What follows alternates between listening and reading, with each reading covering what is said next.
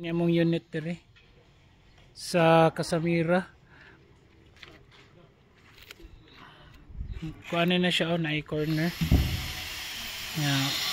Wala na sad siya atubangan diri, wala na project. Na ay lamppost. Maklaro sa dito, overlooking po dito ang kilid. So 2 bedrooms ni siya, type B.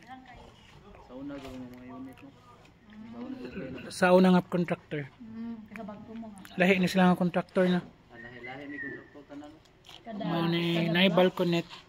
Then sa luyo expandable pa sad ni guys. Na.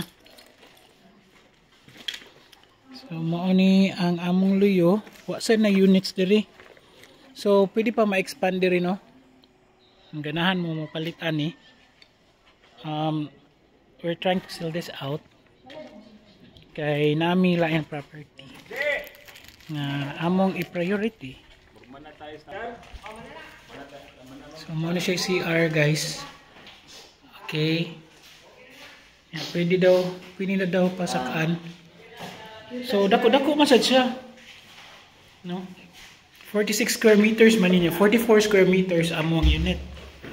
So mo ni guys among balay diri sa Casamira South. Okay.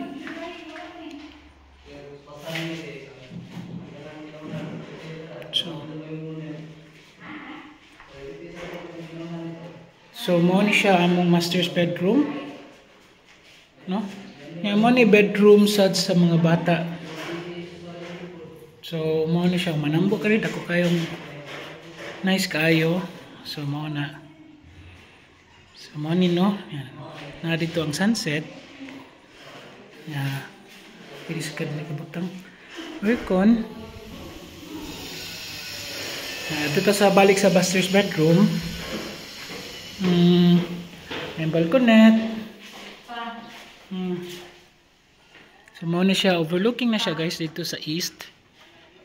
Mao na ang masilingan. So pwede ra ta diha makapark, panguntig ingon sa developer. So diri sa mga tubangan pwede pa na ma-expand diha. No? Ma-expand pa na butangan na mo og canopy.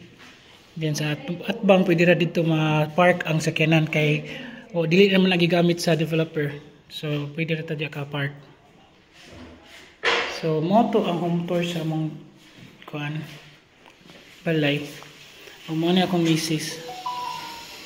So mo na to guys. Thank you so much.